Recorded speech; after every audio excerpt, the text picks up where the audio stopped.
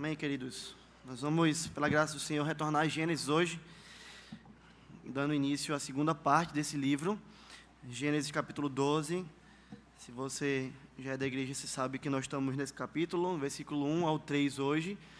Se você nos visita, nós estamos pregando em sequência no livro de Gênesis. Já fazem alguns meses que nós estamos meditando esse livro precioso.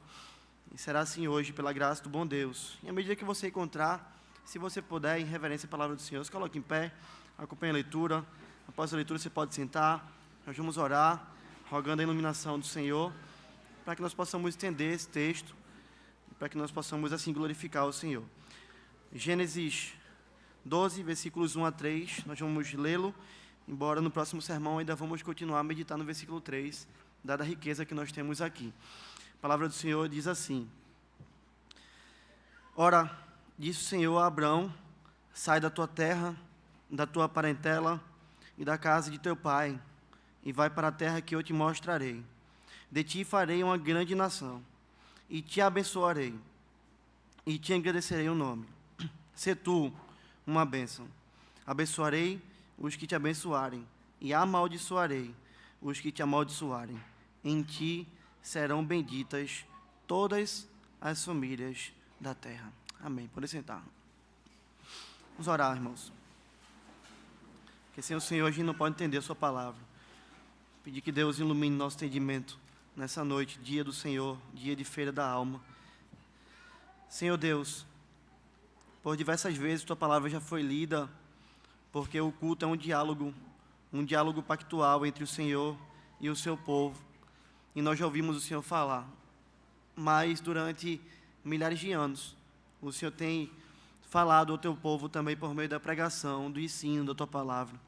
A tua escritura tem sido aberta, a tua escritura tem sido explicada e aplicada por homens vocacionados pelo Senhor. O nosso pedido hoje, Deus, é que hoje não seja diferente. É que mais uma vez o Senhor fale com o teu povo, iluminando nossos olhos, dando entendimento, desafiando-nos, Deus, exortando-nos, encorajando-nos, Deus, e nos dando, Deus, a graça de não desperdiçarmos a nossa vida, mas sim pelo contrário, Senhor, de vivermos para a tua glória, de cumprirmos a tua missão, de atendermos ao teu chamado e de te exaltarmos com toda a nossa vida, com o nosso trabalho, com tudo que nós temos, Senhor. Clamamos a ti, Deus, fala conosco, quebra nosso coração, em nome de Jesus. Não permita que nós saiamos daqui com o coração disposto a desobedecer ao Senhor, mas pelo contrário, Senhor, que nós saiamos daqui com o coração pronto e desejoso por te obedecer, ó Deus, em nome de Jesus, Deus. Amém. Amém. Queridos, um homem já de avançada idade, contrariando toda a expectativa humana, construiu um barco e, sob a direção do Senhor, salvou toda a raça humana. E os irmãos sabem que nós estamos falando de Noé. Outro homem com uma esposa estéril foi chamado por Deus para formar uma grande nação. E nós acabamos de ler isso aqui, sabemos que estamos falando de Abrão. Mas teve também um homem que foi vendido como escravo para uma terra estranha. Um homem que estava de fato ali numa prisão, sem ter feito nada de errado e contrariando toda a expectativa, por meio da graça preservadora de Deus, ele pôde ali se tornar o segundo governante do Egito, preservar a vida de muita gente, inclusive a vida da família da aliança. E nós estamos falando de José. Um menino um dia foi lançado a um rio, dentro de um cesto, calafetado com betume e piche. Esse menino poderia morrer ali naquele rio, mas ele não morreu, ele cresceu. Ele era gago, ele não falava bem, ele não tinha uma boa oratória, mas um dia ele viu uma sarça que queimava e não se consumia. E ele ouviu a voz de Deus falando para ele que ele deveria libertar o povo do Senhor do Egito. E nós estamos falando de Moisés. Havia também um profeta, que era muito jovem, e que foi dedicado ao Senhor, mas que não conseguia entender a voz de Deus, de maneira que Deus o chamou, e apenas na terceira vez foi que ele foi responder ao Senhor, por entender que era Deus que estava falando com ele. E esse homem, esse jovem, que não conseguia entender a voz de Deus, ele se tornou um grande líder, um profeta de Israel. Havia também um homem que deixou-se enganar por uma mulher, um homem que adulterou, assassinou o marido dessa mulher, foi lá, o embebedou e levou ele para a linha de frente, matando aquele homem na batalha, mas que foi chamado um homem, contrariando toda expectativa, um homem segundo o coração de Deus. Eu estou falando de Davi. Havia também um pescador que foi feito apóstolo, um homem que negou a Jesus 3 vezes, mas mesmo assim foi tremendamente usado por Deus, contrariando toda a lógica humana. Eu estou falando de Pedro. De família pobre, nós também temos um homem que era filho de camponeses, um homem que tinha uma consciência muito atormentada, um homem que basicamente não sabia nem lidar consigo mesmo, com o seu próprio pecado, mas contrariando toda expectativa. Esse homem um dia pregou 95 teses na igreja de Wittenberg, chamando a igreja para um debate, porque a igreja havia se desviado, e foi um homem tremendamente usado por Deus, que traduzia a palavra de Deus para o alemão, que plantou igrejas, e que foi instrumento de Deus para que a gente estivesse aqui hoje. Eu estou falando de Lutero. Havia também um homem que foi filho de pais descrentes, homens que não possuíam fé.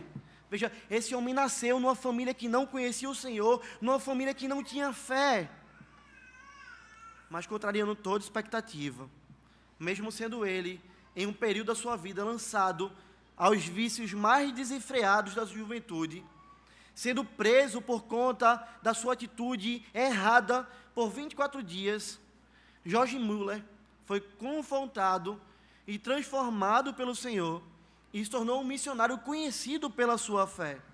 Um homem que construiu 5 grandes orfanatos e que alimentou 10.000 órfãos com as suas orações, orando, pedindo a Deus por sustento e vendo o Senhor suprir aquilo que os órfãos, ele e sua família precisavam de maneira poderosa, de descrente a um herói da fé. Homens improváveis, irmãos. Nós certamente, conhecendo esses homens, não apostaríamos as nossas fichas neles. Não daríamos crédito a Davi. Não daríamos crédito a um homem gago. Não daríamos crédito a um filho de pais descrentes para alimentar orfanatos. Nós julgaríamos esses homens, dizendo que eles são incapazes de tão grandes feitos. E de fato eles o eram. Eles eram falhos, assim como eu e como você. Quebrados, como eu e como você. Homens limitados como nós somos. Mas a pergunta quando nós olhamos para esses homens é: como? Como é que esses homens, tão limitados e tão quebrados, fizeram coisas tão grandiosas? Como? E a resposta é, irmãos, não foi por eles que eles conseguiram, mas sim por um Deus que os chamou a uma missão. Eles foram homens apenas que se renderam ao Senhor, que se entregaram ao Senhor, que se colocaram à disposição de Deus para serem instrumentos nas mãos do Redentor e para verem Deus os utilizar de maneira poderosa e extraordinária. E hoje nós vamos embarcar na jornada de um deles. Seguindo nossa sequência de exposições aqui em Gênesis, nós vamos entrar agora na jornada com Abraão. Nós já vimos um pouquinho sobre a sua descendência no sermão passado, mas agora a gente vai começar a andar com Abraão. No sermão passado a gente aprendeu que Abraão tinha uma esposa estéril. Nós aprendemos que Abraão vivia numa terra de ímpios, que a sua família era descrente. Josué vai dizer que até mesmo Abraão adorava a falsos deuses. E nós vemos isso ali no versículo 2 do capítulo 24 de Josué. Então disse Josué ao povo: assim diz o Senhor, Deus de Israel, antigamente vossos pais, pai de Abraão e de Naó, habitaram da além do Eufrates e serviam a outros deuses. Olha o homem que nós estamos vendo aqui, um homem que habitava no meio de ímpios, um homem que servia a falsos deuses, um homem que se desviou do Senhor, ele e a sua família. Mas tudo mudou na vida desse homem quando algo aconteceu, quando esse homem ouviu o chamado do Senhor. Tudo mudou quando o chamado de Deus penetrou ao coração dele, porque esse chamado, ele foi acompanhado de fé e obediência. A vida de Abraão, então, entrou em outra perspectiva. Ele ouviu esse chamado gracioso de Deus, grandioso do Senhor, desafiador do Senhor, E o Senhor que chama deu fé a Abraão. E o Senhor que chama o capacitou a obedecer.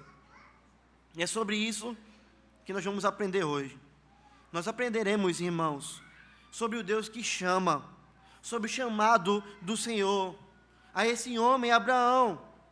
E que assim nós possamos, irmãos, ser então tremendamente edificados hoje, e confrontados hoje, e tratados pelo Senhor, nessa noite de domingo, para a honra e glória do nosso Deus. Fechando o nosso mês de missões, nós retornamos aqui a Gênesis, e nós vamos aprender sobre o chamado do Senhor a Abraão.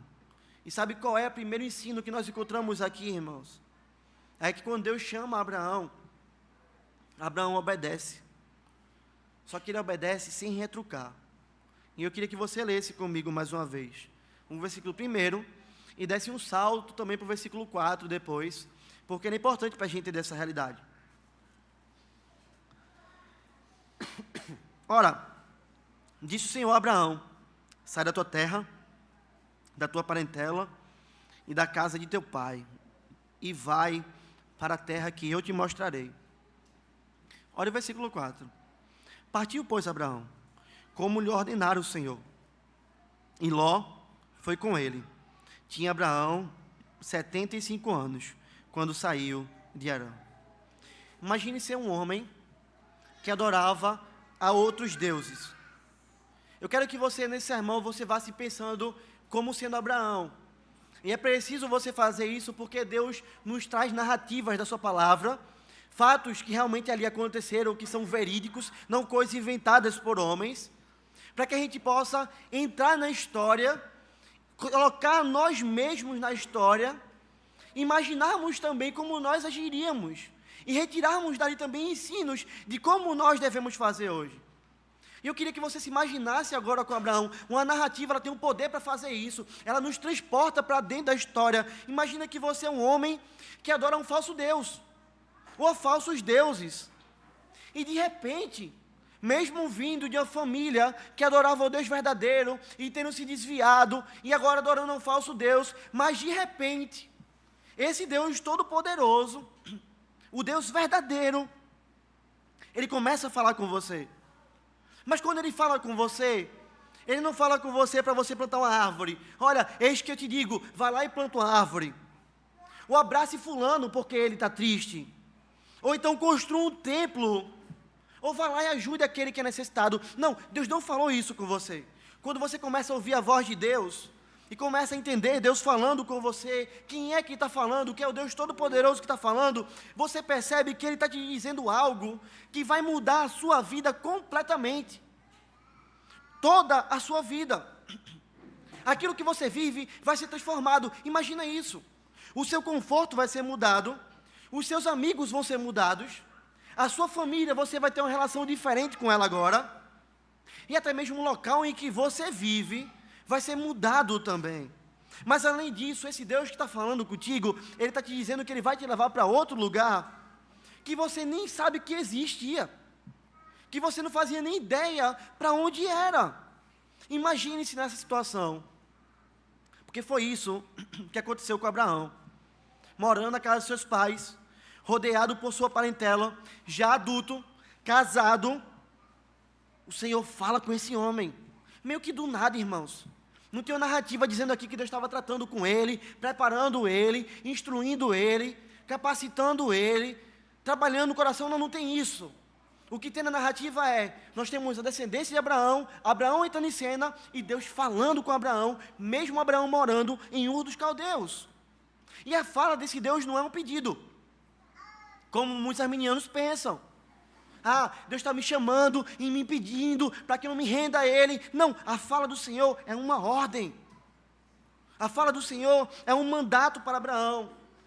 Abraão, sai da tua terra, da casa do teu pai, e vai para uma terra que eu vou te mostrar. Olha o que Deus está mandando a esse homem. Abraão, sai da tua terra.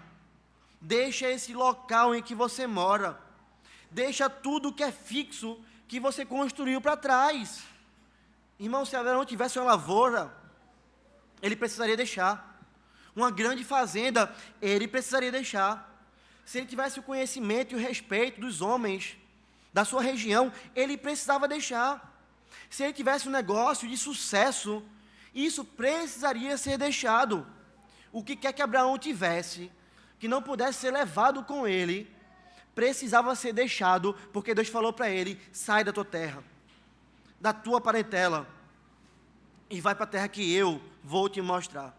Mas não apenas isso, o chamado de Abraão é mais difícil ainda. Sabe por quê? Porque uma coisa, irmãos, é nós nos mudarmos com aqueles que nós amamos, não é verdade?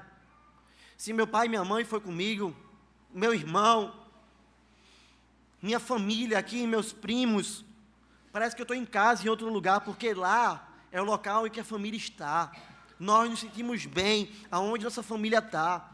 Podemos estar num momento difícil, mas se a família está ali, há tranquilidade. Só que Deus fala para Abraão: Abraão, tu vai deixar também tua família, tu vai deixar o teu povo, tu vai deixar o teu pai, tu vai deixar aí tua mãe, tu vai deixar os teus irmãos, tu vai deixar os teus primos, os teus sobrinhos, os teus tios, só vai sair você. E aí você pode pensar: mas pastor, e Sara? Um homem quando se casa com a sua esposa, ele é uma só carne. Aonde um vai, o outro deve ir também. O chamado de Deus nunca divide um casamento. Só que é interessante fazer um parênteses aqui, porque nós vemos Abraão obediente, mas não nesse ponto. Porque afinal, quando Abraão sai de Ur, ele não sai sozinho. Ele sai com Tera, seu pai, e ele sai também com seu sobrinho Ló. E é interessante que a Bíblia fala sobre isso. A Bíblia não esconde, irmãos. Lá em Hebreus 11, nós vamos ver que Abraão é o herói da fé. Ele cria no Senhor, ele obedeceu ao Senhor. Mas a Bíblia não esconde o pecado dos homens. A Bíblia não passa a mão na cabeça dos homens para esconder o pecado deles. Abraão obedeceu a Deus, mas não nesse ponto. Ele saiu com seu pai, ele saiu com Ló, ele desobedeceu ao Senhor. E isso nos mostra que Abraão é um pecador e que ele foi sustentado pela graça de Deus. Mais à frente a gente vai ver que Abraão continua a obedecer a Deus, agora sozinho. Seu pai morre, Ló vai para um lugar, ele vai para outro, e ali ele entra em completa obediência ao Senhor. Mas até esse ponto não. Só que há algo interessante também, depois que a gente entende que Abraão é pecador, sustentado pela graça de Deus, assim como eu e como você, falhos que às vezes quando Deus chama, a gente erra também, e Deus não nos abandona, e Deus continua cuidando e sustentando, porque Ele é misericordioso. Quando nós entendemos isso, nós vemos também que o chamado de Deus a Abraão era para uma terra que ele não sabia para onde ia. Deus mandou Abraão ir para um lugar que ele havia de mostrar a Abraão. Abraão, vai para a terra. Ele podia pensar: que terra, Senhor? Eu vou te mostrar. Mas é aonde, Senhor? Muita coisa poderia passar na mente desse homem. Mas havia uma venda colocada sobre os seus olhos, e uma venda colocada pelo próprio Deus.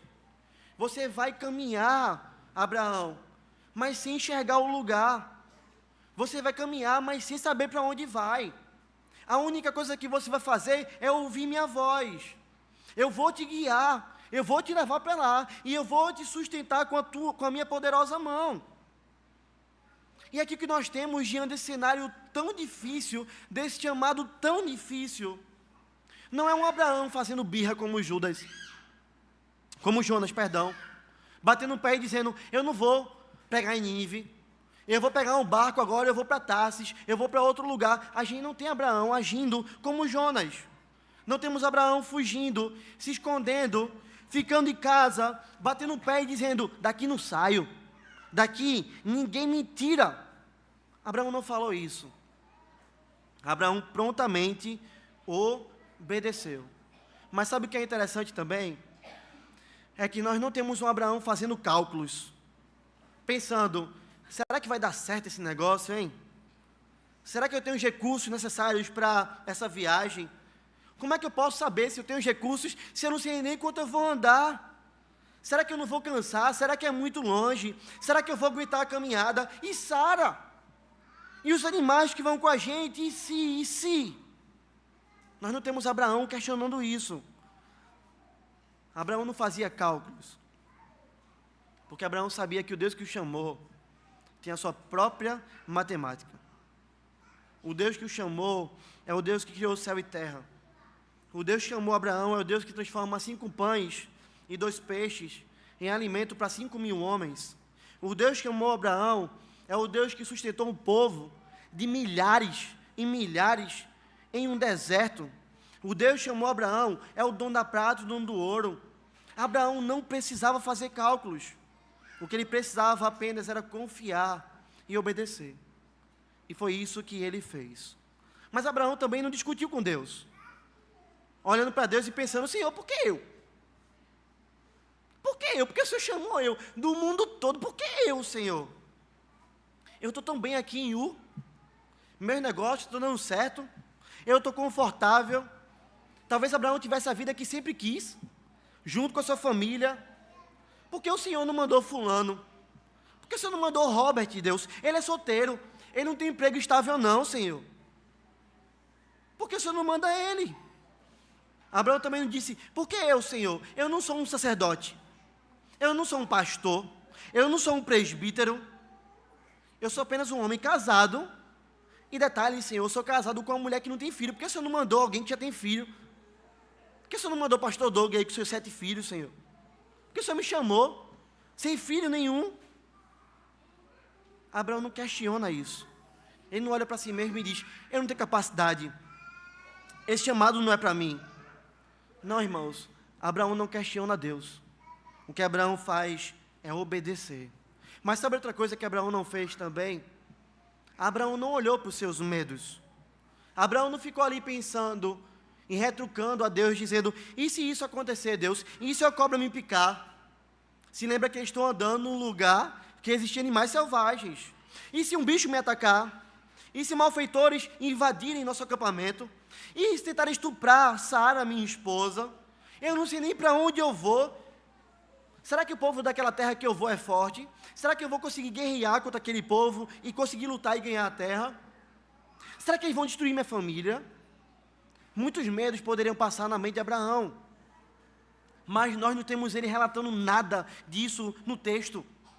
O que nós temos no texto é o texto nos falando: e Abraão partiu, e Abraão obedeceu aquilo que o Senhor lhe ordenara. E isso tem muito a nos ensinar, meus irmãos. E veja como Deus é gracioso. Deus poderia ter nos deixado sem esse texto. Sabe por que Ele poderia?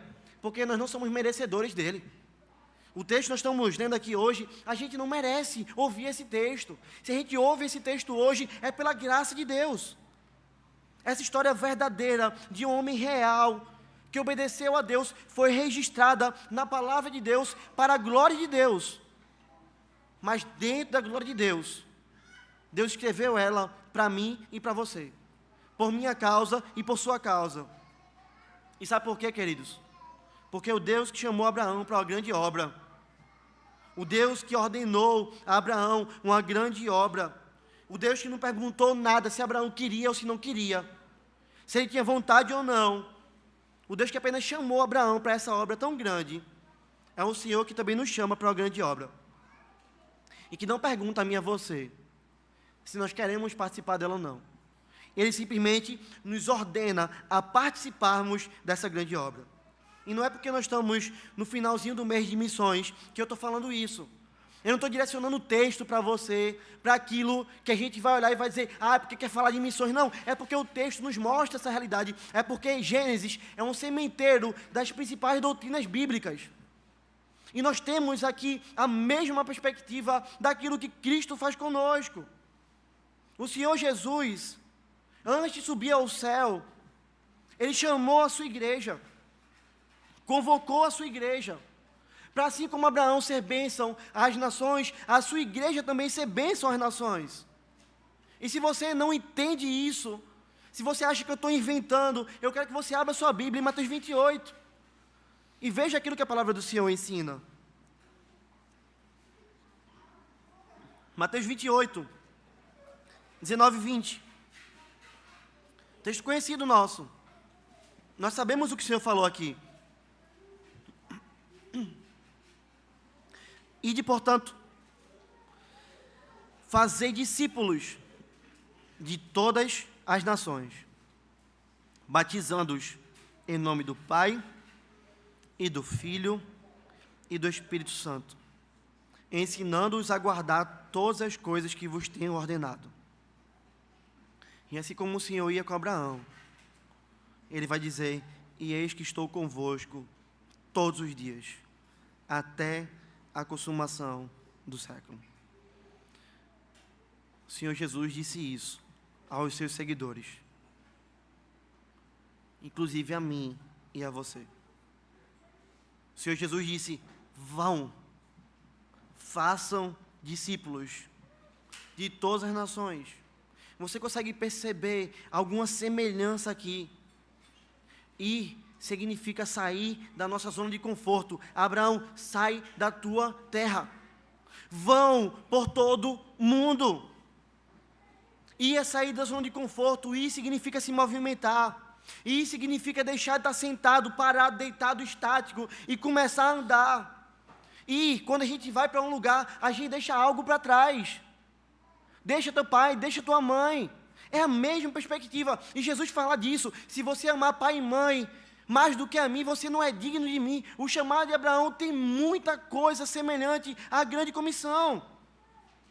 Ir para um lugar mandado por Deus significa cumprir a missão de Deus. Ir por todo mundo e pregar o Evangelho é também cumprir a missão do Senhor. E para onde Deus nos manda? Quando nós lemos esse texto, nós não ficamos apenas com Abraão e aprendendo com a fé dele e com a vida dele e olhando e dizendo: ó, grande Abraão, que bênção é ter Abraão como pai da fé. Se você vive assim, você não está entendendo a Escritura. O Deus que nos dá o exemplo de Abraão, Ele quer nos ensinar sobre sua graça, assim como Ele chamou Abraão para fazer de Abraão um povo, do qual viria Cristo, e Cristo seria bênção para todas as nações.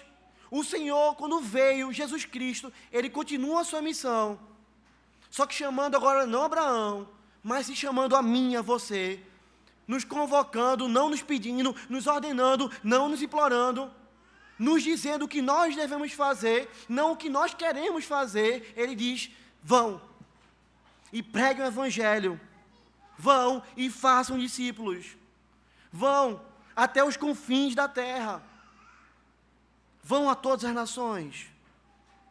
E para onde Deus nos manda, irmãos?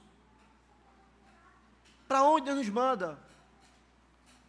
Veja, Deus manda Abraão para uma terra que ele não sabia aonde era.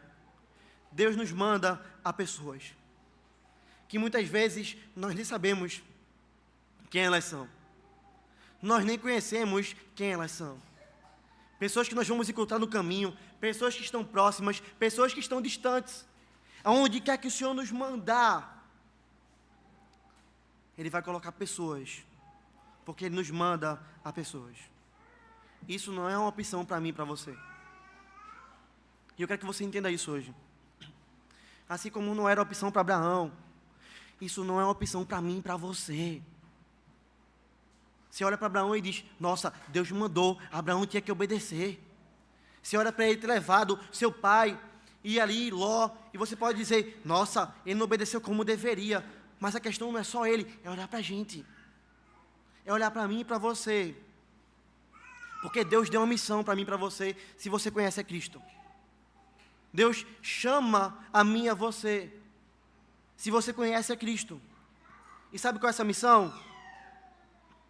Lamento frustrar, talvez seus planos, talvez seu modo de vida, mas eu preciso te dizer que a missão de Deus não foi você ganhar mais dinheiro para a sua própria glória, não é para você fundar impérios, não é para você fazer seu nome conhecido, não é para você ser o bambambam.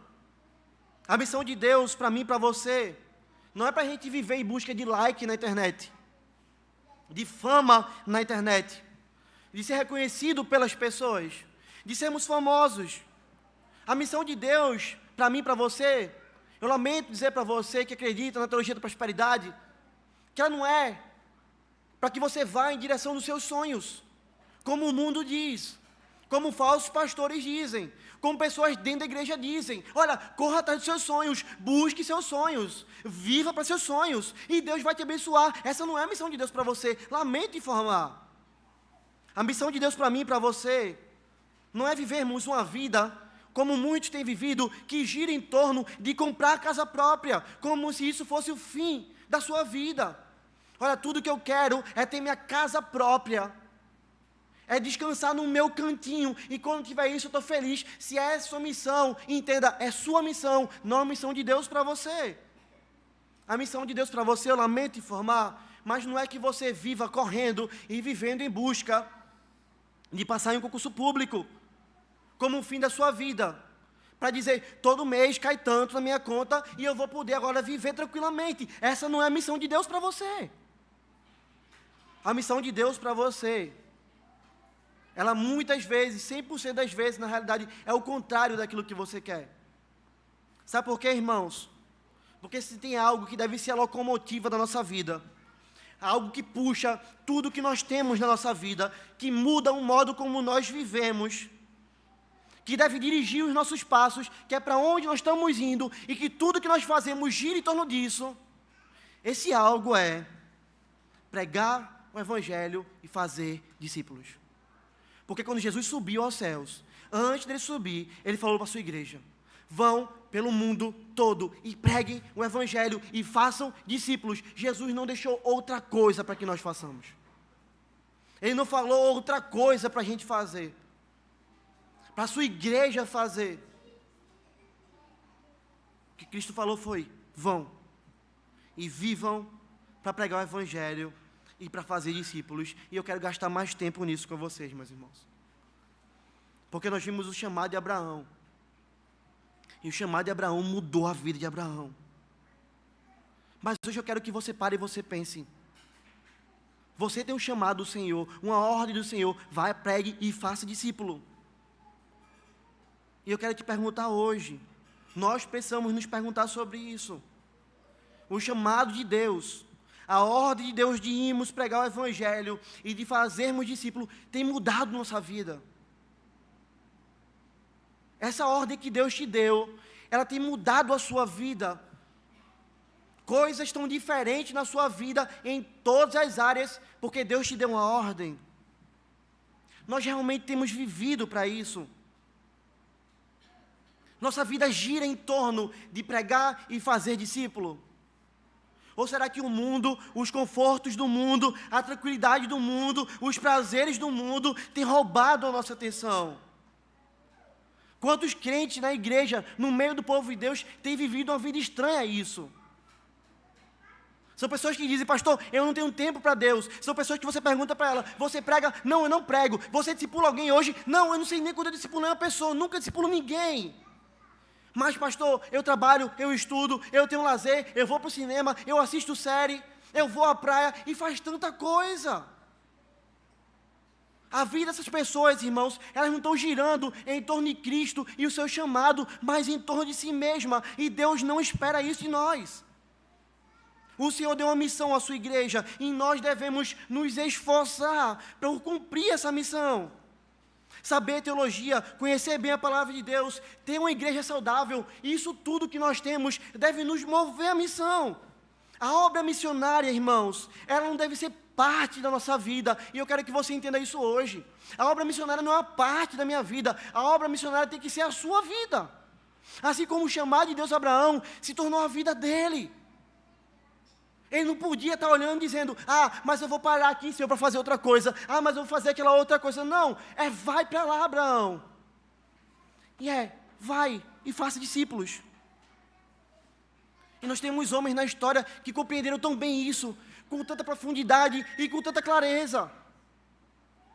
E a teologia reformada nos dá essa solidez que nós precisamos para quebrar uma mentira diabólica de que, o teólogo reformado crê na eleição, então ele não prega porque Deus vai salvar quem ele quiser. Não, é porque nós cremos que nós pregamos. E os nossos pais nos mostram isso. Calvino viveu assim, irmãos. Se você for estudar sobre a vida de Calvino, João Calvino era um homem que colocou sua vida em risco. um homem que passou noite sem dormir, um homem que se cansou, um homem que botou sua vida em risco visitando irmãos perseguidos, um homem que discipulou inúmeras pessoas, um homem que se desgastou para pregar o evangelho a inúmeras pessoas. Olha para a vida de Calvino e você vai ver um exemplo de um homem que vivia a missão. Lutero era assim, mesmo com sua cabeça a prêmio, ele abriu mão dos confortos de uma falsa religião e entregou sua vida para fazer Cristo conhecido e discípulos de Cristo fortalecidos. Nós somos presbiterianos, e o pai do presbiterianismo é um homem chamado John Knox. E John Knox era um homem que dizia assim para o Senhor: Senhor Deus, me dai a Escócia, ou então eu morro. Me dai a Escócia, Deus, ou eu morro. Ou eu quero ver esse povo rendido aos pés do Senhor pela pregação do Evangelho, ou é melhor morrer. É um homem que compreendia a minha vida para cumprir essa missão, e se não for para cumprir a missão, não tem para que viver. Spurgeon lutava contra si mesmo, contra angústias da alma, contra a depressão que queria assolar o seu ser, esmagava o seu ser por dentro. Se você ler Spurgeon falando, você vai ver isso. Mas batalhava contra si mesmo e seguia pregando e fazendo discípulos. Dwight Moody deixou um salário de $5.000 por ano, um salário absurdamente grande naquela época, para trabalhar todos os dias por Cristo, e se esforçava por ser um homem completamente rendido ao Senhor. E eu poderia passar a noite aqui, irmãos, falando de tantos homens de sólida teologia, teologia reformada, tementes ao Senhor, que entregaram suas vidas ao serviço do Senhor. Porque é para isso que o Senhor nos chama, irmãos. O Senhor nos chama não para uma redenção a Ele parcial. Entenda isso. O Senhor não te chama para render a Ele o domingo, apenas. É o dia do Senhor, e esse dia do Senhor, mas é um dia para o Senhor e 6 dias para Augusto, não. Olha, terça-feira ainda vem aqui e oro. Pastor, se estiver tranquilo, na quarta eu faço uma coisa. O Senhor chama a mim e a você para uma redenção completa. E o exemplo de Abraão é isso: sai da tua terra, deixa de viver a tua vida, deixa de viver para si mesmo. Abraão, até agora a vida girava em torno de você, a sua vida, mas a partir de agora, Abraão, a tua vida gira em torno de mim. Vai para a terra que eu vou te mostrar. O Senhor nos chama a lançarmos nosso coração, a nossa vida aos seus pés, dizendo ao Senhor: eis-me aqui, Senhor, eis-me aqui. E aí talvez você esteja pensando: mas pastor, o que você está falando então é que trabalhar é pecado, é que ter empresa é pecado, é que ter um carro é pecado, é que comprar uma casa é pecado, é que o crente então ele tem que ir sempre para um lugar distante, toda a vida do crente é essa. E eu vou dizer para você: não, meu irmão, o Senhor nos chama para vivermos a vida para Ele, com o Evangelho conduzindo nosso coração, com a nossa vida girando ao entorno da missão de Deus em tudo que nós fizermos. O Senhor chama a mim e você para pregarmos no nosso trabalho, para pregarmos no nosso bairro onde Ele nos colocou, para orarmos pela obra missionária, para investirmos na obra missionária, para que outros possam ir também. E talvez o Senhor esteja te chamando para deixar tudo mesmo, e para ir para um outro país, e para ir para um outro estado, para uma outra cidade, e pregar o Evangelho lá. Mas hoje eu espero, em nome do Senhor Jesus, irmãos, e eu orei muito por esse sermão, e eu espero, em nome do Senhor Jesus, que o Senhor nos tire, se nós estivermos em qualquer tipo de letargia, parados, extasiados com esse mundo, e contemplados e abismados com esse mundo, e que o Senhor não nos deixe vivermos mais nenhuma semana sequer sem discipularmos alguém, sem pregarmos alguém, sem que nós anunciemos firmemente, cotidianamente, diariamente, o Santo Evangelho. Como seria se nós fôssemos pedir hoje, para cada um daqui hoje levantar a mão e dizer assim: eu estou discipulando alguém? Quantos de nós levantaríamos a mão? E se poucos levantassem, irmãos, isso é uma prova de que nós estamos sendo rebeldes ao Senhor, porque Ele disse: vão, preguem, vão, façam discípulos. Vão e plantem igrejas. E não há desculpa de medo, não há desculpa de falta de sustento, não há desculpa de perigos, assim como não havia para Abraão. Porque o Deus que estava com Abraão é o Deus que diz para mim e para você: eu vou com vocês. Eu estou com vocês todos os dias, até a consumação do século. Nós não podemos, então, irmãos, ser birrentos como Jonas. Nós não podemos ficar fazendo cálculos se nós temos ou não temos condições. Nós não podemos ficar assolados pelo medo. Nós não podemos olhar para o nosso trabalho e dizer: eu não prego aqui porque vão me demitir. Eu não prego aqui porque eu posso aqui ser perseguido. Eu não prego ao meu amigo porque senão ele não fala mais comigo. Eu não falo ao meu vizinho porque senão ele toca fogo na minha casa. Vai me chamar de louco. Nós não podemos ficar calculando, irmãos, se nós somos capazes ou não. Quantos crentes estão dizendo: pastor, eu não prego porque eu não sei. Eu não prego porque eu não tenho capacidade. Eu não evangelizo, pastor, porque eu sou fraco demais. Abra mão de toda mentira, de todo engano. Porque o Deus que te chama aí é o Deus que te capacita para fazer o que Ele chamou. De fato, nós precisamos buscar crescer, estudar, nos capacitar. Mas não para sermos cabeçudos de teologia, mas sim para sermos servos melhores. E como isso tem assolado nossa igreja. Você conversa com homens, sabe tudo teologia, cita Berkoff, cita Calvino, vai falar da história da reforma, fala tudo. Aí tu pergunta: para quem tu prega? Para ninguém. Quem tu discipula? Ninguém. Nós não podemos viver assim, irmãos. Porque o evangelho é simples, e nós lemos isso hoje no Salmo 119, o evangelho dá sabedoria aos simples. Não é o doutor ou pós-doutor que o evangelho chega, não, ao simples. Ele chega porque ele é simples. Lá no Amazonas, quando falava sobre discipulado, eu falei para os meus alunos lá, que pregar o evangelho, uma frase conhecida, alguns atribuem a Spurgeon, é como um mendigo falando a outro mendigo, onde ele encontrou o pão. É você entender que Cristo é e falar sobre o que Cristo é. O que Ele fez na sua vida, o pecado que Ele perdoou. A obra dele na cruz, você encontrou Cristo, você sabe que é o pão da vida, é falar sobre Ele. E eu falava isso lá e recebi um áudio de um menino jovem, chamado Marlon, que guardou essa frase, mandou um áudio dizendo: pastor, o senhor falou aquilo, eu já estou procurando fazer, já estou falando com as pessoas. Isso mostra que não existe desculpa, meus irmãos.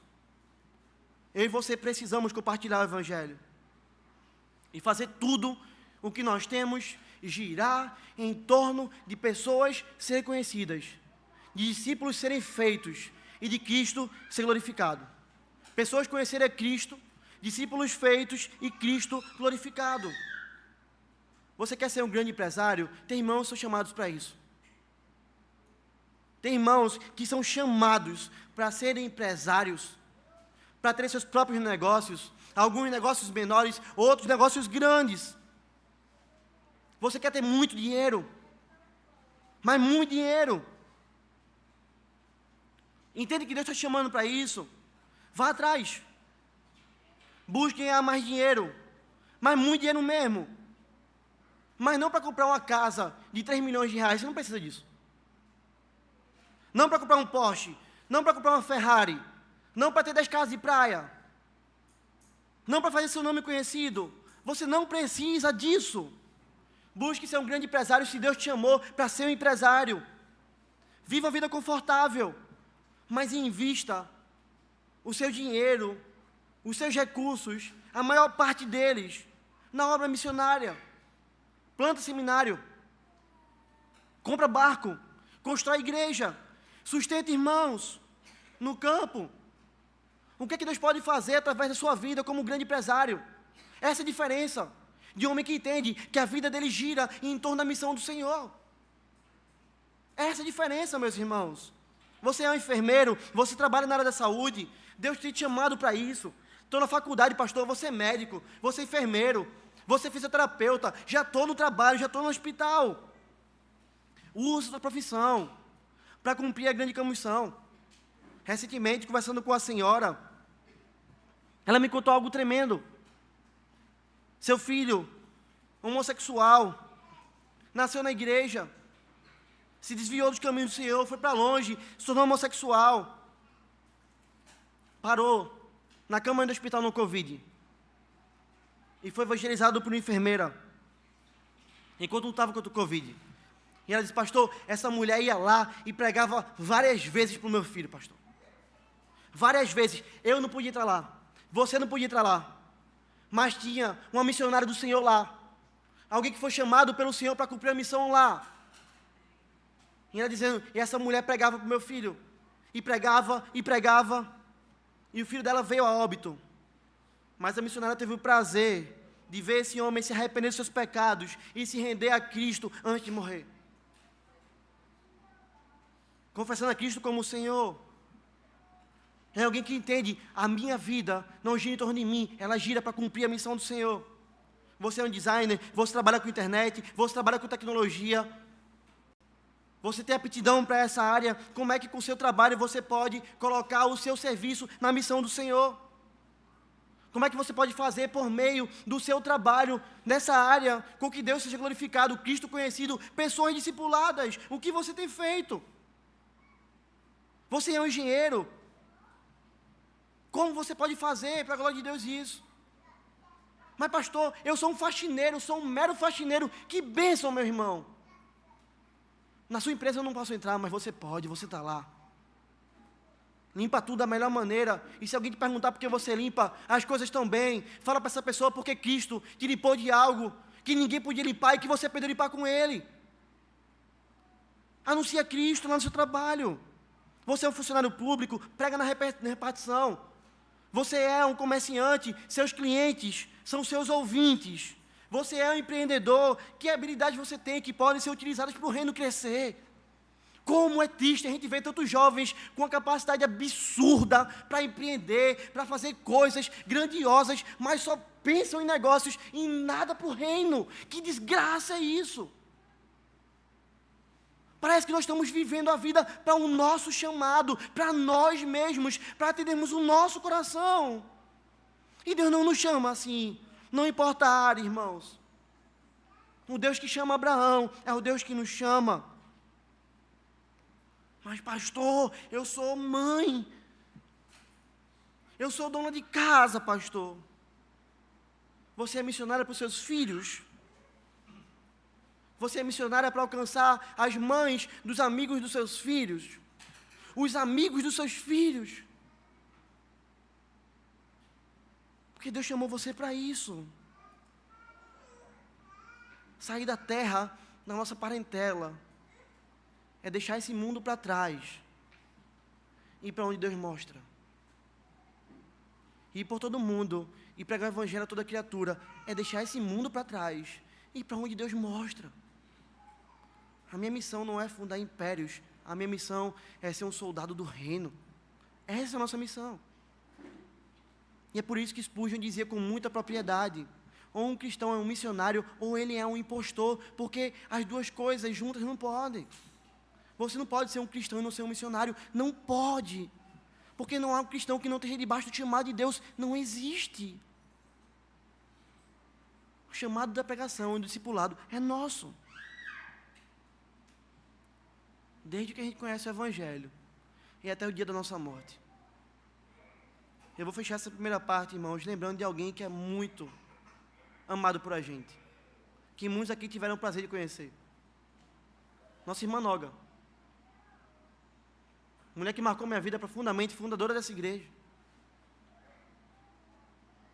Com seu joelho doendo, entrando pela igreja, dizendo, eu vim orar, pastor, terça-feira. Doente, sem poder vir à igreja, chegava na casa dela, falava com ela, estou orando para a sua vida, pastor, estou orando para os irmãos da igreja, pastor, estou orando, pastor. Não saía mais de casa, não conseguia pegar o telefone para estar ligando com facilidade, mas até o último dia da vida dela, foi uma missionária do Senhor, orando, intercedendo, cuidando, servindo, da maneira que ela podia. É por isso que o apóstolo Paulo vai dizer, eu não vivo mais. Eu não vivo mais. é Cristo que vive em mim. Você não acredita que Abraão podia falar da mesma maneira? Deixou terra, deixou família, deixou tudo para trás, um lugar distante. Eu não vivo mais não, Senhor, não tenho mais vida não. A vida que eu tenho agora é Cristo vivendo em mim. Mas talvez você olhe e você diga assim: pastor, isso tudo é muito louco, pastor. Eu quero dizer para você que nem sempre a gente vai entender completamente o chamado de Deus. Mas nós somos chamados a viver por fé.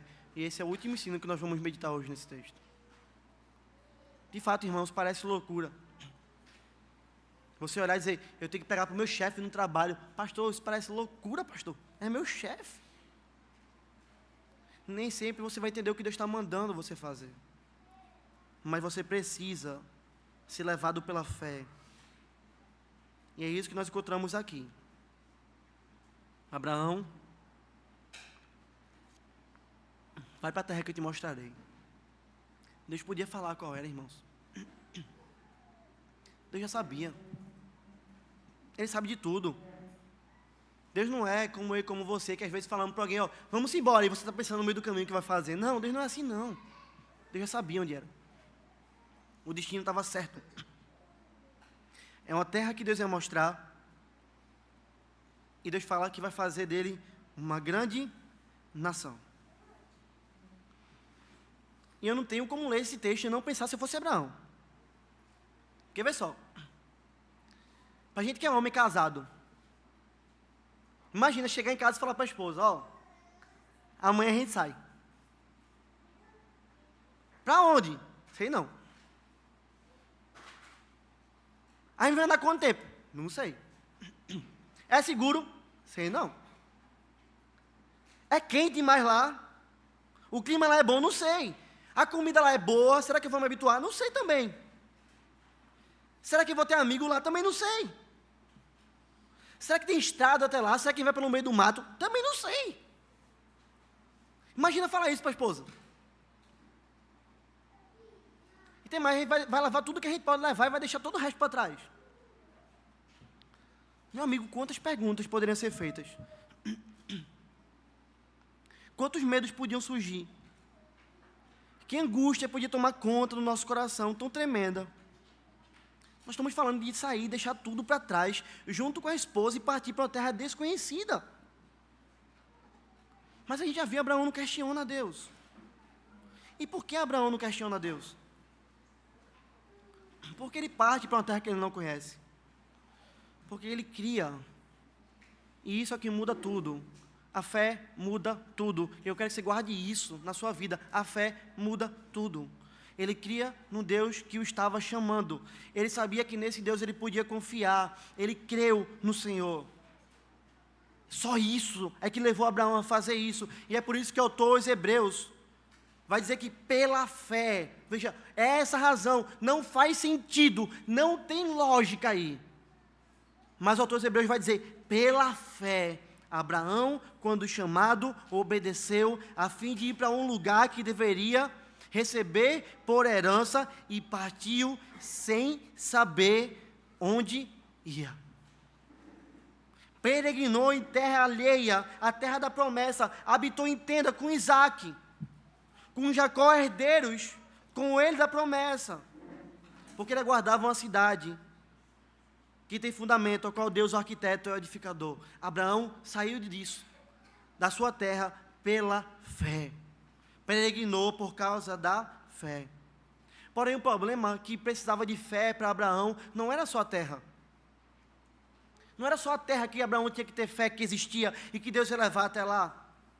Havia outra promessa que ele precisava ter fé também para acreditar nisso. Eu vou fazer de você, Abraão, um pai de multidões. Eu vou te fazer bênção para as nações, Abraão. De ti, Abraão, eu vou fazer uma grande nação. Deus prometeu a Abraão que através dele o Senhor ia fazer um povo, uma grande nação. Mas por que é preciso ter fé para isso? Nós vemos no capítulo 11. Sara era estéril. Não tinha filhos. capítulo 11, versículo 30. Sara, esposa de Abraão, não tinha filho. Eles já eram casados, já haviam tentado várias vezes, provavelmente aqui muitos anos, mas Sara era estéril. Já pensou as dúvidas que podiam surgir em Abraão? Como é que eu vou ser um pai de uma grande nação se nenhum filho eu tenho? Como é que eu vou ter um povo feito através de mim se nenhum filho eu tenho? Nós já tentamos, nós nunca conseguimos. Como é que vai ser isso? Será mesmo que eu vou segurar um bebê nos meus braços? Será que um dia eu vou ter netos sentados na minha mesa? E se minha terra for muito distante, quando eu morrer, se eu não tiver filho, vai ficar para quem meus bens? Se eu fico aqui, eu deixo pelo menos para minha família, mas numa terra distante, meus bens ficam para quem? Para os ímpios. Eram muitas dúvidas. Mas Abraão simplesmente obedeceu, porque Abraão cria no Senhor. E o Senhor prova a fé de Abraão mais na frente, quando dá um filho a ele. E quando manda Abraão sacrificar o seu próprio filho. E é por isso que Tiago vai dizer assim: não foi por obras que Abraão, nosso pai, foi justificado, quando ofereceu sobre o altar o próprio filho Isaque. E nós sabemos que Abraão não matou Isaque porque Deus impediu, mas Deus provou a Abraão para dizer: você é capaz de sacrificar o seu filho, crendo em mim que eu vou fazer de você um povo. E a Bíblia fala que Abraão cria que Deus podia ressuscitar Isaque dos mortos. Porque ele sabia que o Deus que estava falando para ele é o Deus que cumpre a sua promessa. É por isso que esse homem, irmãos, é chamado de pai na fé. Porque é por meio dele que um povo foi edificado, que um povo foi trazido à existência. E é por meio dele que Cristo veio a mim, a você como nosso Salvador, morreu pelos nossos pecados para garantir vida eterna. E para fazer aquilo que nós vemos aqui em Abraão. E a palavra de Deus é fechada em Apocalipse também, nos mostrando essa realidade. Porque no capítulo 5, versículo 9 e 10, se diz assim: e entoavam novo cântico, dizendo: digno és, falando sobre Cristo, de tomar o livro e de abrir os selos, porque foste morto, e com teu sangue, amados irmãos, que maravilha, compraste para Deus os que procedem de toda a tribo, língua, povo e nação, para que o nosso Deus os constituísse como reino e sacerdote, e reinarão sobre a terra. Olha que maravilha! Um homem que não podia ter filhos, creu no Senhor, o Senhor deu filhos, da descendência dele o Senhor deu Cristo, e ele cumpre a sua promessa: você vai ser bênção para todas as famílias da terra. É povo de toda tribo, Abraão, de toda língua, Abraão, de toda nação, Abraão. Se Abraão tivesse Apocalipse, Deus estaria falando isso para ele: está vendo, Abraão? É de toda tribo, é de toda língua, é de toda nação. Eles estão constituídos agora como o meu reino, como os meus sacerdotes. Eles reinam sobre a terra, eles me adoram. É Deus cumprindo a sua promessa. Porque esse é o nosso Deus, meus irmãos. É um Deus que salva o povo, independente da circunstância. É um Deus que, quando age, não há ninguém que possa impedir. É um Deus soberano. E porque Ele é tudo isso, eu quero chamar a sua atenção e dizer para mim e dizer para você: Deus é tudo isso. Ele é digno de que nós creiamos nele, porque Ele é digno de confiança. No momento mais difícil da nossa vida, mais tenebroso da nossa vida, nós podemos olhar para a situação e não ver nenhuma possibilidade. Pode ser o vale da sombra da morte, tudo pode estar um caos, não há mais nada em que se agarrar, mas a gente olha para o Senhor e vai dizer: em Ti eu confio, em Ti eu espero, em Ti eu descanso. E você pode saber: eu estou seguro ali, eu estou seguro. Porque o meu Deus não é homem para que minta, porque o meu Deus não é uma estátua, porque o meu Deus é um Deus verdadeiro e controla a todas as coisas. Se é pão, Ele bota na mesa; se é água, Ele tira da rocha; se é uma saúde, Ele pode curar; se eu morrer, Ele me dá a vida eterna. Eu estou seguro nesse Deus. Por mais que eu não veja nada fazendo sentido, assim como Abraão, a minha esposa, Senhor, ela é estéril. É uma terra que eu não conheço. Perigos grandes. É interessante, irmãos, que Deus faz isso com Abraão, mas Ele não faz isso só com Abraão. Muitas vezes Deus nos coloca numa jornada que Ele não deixa nem a gente enxergar as coisas de maneira completa. Que às vezes as coisas não fazem sentido. Que às vezes a gente olha para a gente e faz: eu estou limitado, Senhor. São situações que parecem que não são possíveis. Não faz sentido o Senhor mandar eu fazer isso, Deus. Não faz sentido, Senhor. Deus faz isso com Moisés. Moisés, vai libertar o povo do Egito, Moisés. Vai lá. Deus não falou, Moisés, como ele ia fazer. Deus não falou das pragas para ele. Deus não falou que ia abrir o mar. Deus não disse nada. Moisés até que se questiona, mas eu sou gago, Senhor. Moisés, tu não está crendo não, vamos mandar Arão para ir contigo então. Se tu não acha que pode falar, eu vou mandar alguém para tu falar para ele, para falar para o rei. Aí você pensa, chegou eu lá no Egito, eu vou falar para o faraó, liberta o povo aí, Deus está mandando. Aí eu quero virar para você e dizer, quem é tu na fila do pão? Percebe que não faz sentido? Deus mandou Josué tomar a cidade de Jericó, mas não com catapultas, não tocando fogo, não destruindo as muralhas. Mas fez, Josué, vai lá. Vai dar a volta na cidade, Josué. Gira lá 7 vezes. Fica rodando a cidade junto com o povo. Bota os sacerdotes na frente. Quando chegar na 7ª vez, vocês gritam. Eu fico pensando na cena. Já parece um bando de doido, rodando a cidade. Imagina o bando doido gritando. Parece que é a cereja do bolo para você dizer, Deus, vou chamar a gente de doido, Senhor. Só pode. Vai lá. Deus chama Gideão para lutar contra um exército absurdamente grande. Gideão olha e vai dizer, eu vou. 32 mil soldados. Questiona a Deus, Deus fala com ele, faz toda a prova. Estava com medo, mas mesmo assim, ele olha e faz, eu vou. Aí ele vai dizer, tem muito homem aí, Gideão. Tem 32 mil homens, Gideão. Tira uma parte. Tirou. Tem muito ainda, Gideão. Tira mais um bocado aí. Quando o Gideão olha para o lado, imagina ele contando ali, recontando para saber se estava certo. Só tem 300, Senhor. Só tem 300. Tinha 32 mil, só tem 300, Senhor. Como é que eu vou lutar contra um exército assim? Deus falou que ia enviar o seu filho para salvar um povo em um mundo caído, desobediente, com muitas tentativas de assassinato a esse bebê, mas mesmo contra toda esperança, Jesus nasceu, Jesus cresceu, Jesus morreu, Jesus foi colocado no túmulo, todo mundo olhou e disse, agora nós vencemos ele, acabou a esperança, não há mais nada, esse não fala mais, esse era um falso profeta, 3º dia, exército na frente, o anjo vai lá, rola a pedra do sepulcro, o exército cai no chão, Jesus ressuscita, e está hoje sentado à direita de Deus Pai Todo-Poderoso. Não fazia sentido, irmãos, parecia que a esperança tinha acabado, os apóstolos estavam chorando, mas Jesus contraria as expectativas, porque Ele é Deus. Você olha para Jesus ainda, Ele chama homens que eram pescadores, para serem pescadores de homens sem nem explicar. Vê coisa louca, eu estou aqui pescando, vem, eu vou fazer de você pescador de homem, e eles vão, porque a graça alcança e muda e transforma. Jesus manda passar 5 pães e 2 peixinhos, irmãos, para alimentar uma multidão. Gente, eu não sei se eu passaria aqueles pães. Porque parece não fazer sentido. Você olhar para 5 mil pessoas e dizer, só tem 5 pães e 2 peixes aqui. Isso está mandando alimentar esse povo, Senhor. Mas afinal, sobravam cestos de comida. Jesus cospe no solo, faz de lodo, passa nos olhos de um homem que não enxergava. E vai dizer, vai naquele tanque e se lava que tu vai voltar a enxergar. E pior que o homem vai.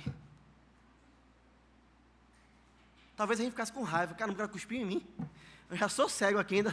Complicou mais ainda a minha situação. Ainda cospe na minha cara. E passa a terra. Você já limpou a terra dos olhos?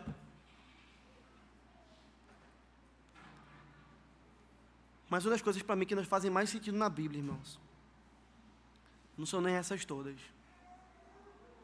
É o Senhor escolher 12 homens fracos, pecadores,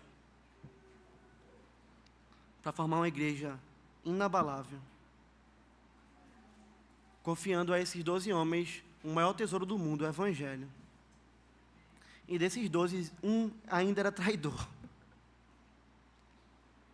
E aí Jesus vai lá, tira o traidor, e salva um que assassinava a igreja, que perseguia a igreja, que prendia os crentes, e ainda faz esse homem escrever a maior parte do Novo Testamento. É assim que Deus faz, irmãos. Ele muitas vezes faz coisas que parecem sem sentido aos nossos olhos. Ele muitas vezes nos coloca numa jornada em que nós não entendemos bem as coisas e algumas vezes que não entendemos nada que está acontecendo.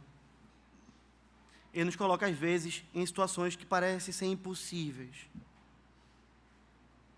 para a gente pregar, fazer discípulo e cumprir a missão. Mas sabe por quê?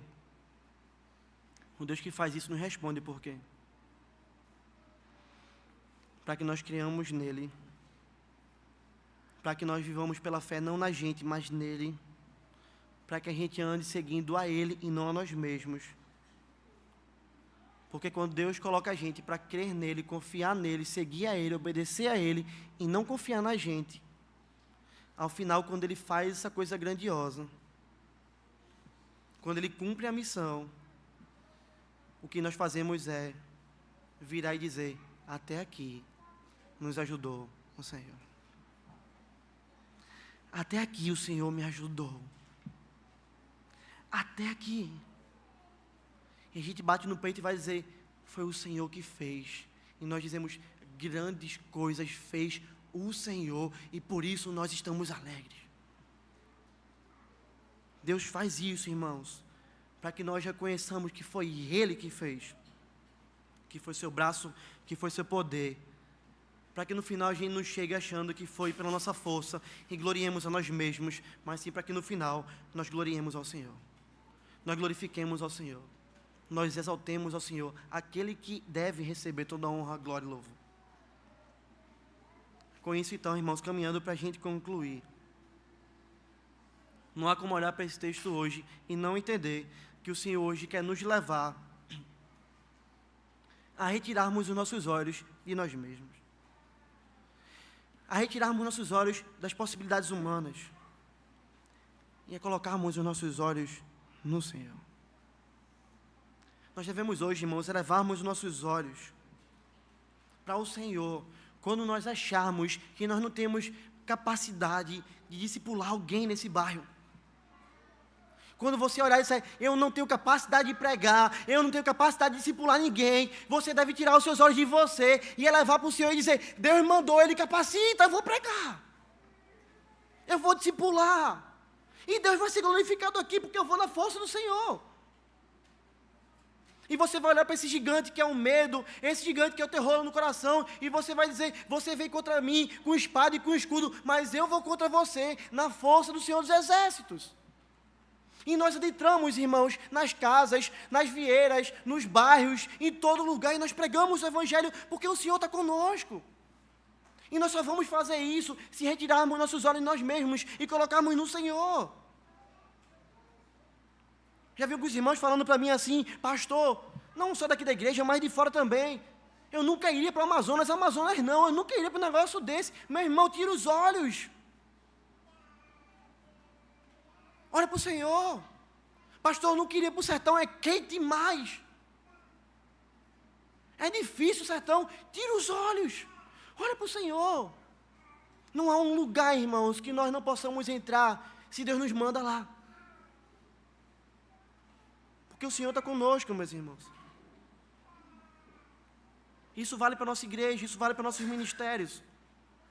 Às vezes nós oramos por ministérios, às vezes nós estamos liderando ou ajudando, servindo em um ministério, servindo na igreja, e a gente olha assim e faz: meu Deus, não vai sair fruto daqui. Meu Deus, parece que nada sai daqui. Nada vai acontecer, Senhor. E Deus hoje está chamando a mim e a você a tirarmos nossos olhos de nós mesmos e olharmos para um Deus que usou homens fracos como Moisés, Noé, Abraão e tantos outros, para que assim nós ergamos nossos braços com confiança de que o Senhor pode fazer grandes coisas através do ministério dessa igreja. Grandes coisas. Às vezes, irmãos, nós olhamos para a igreja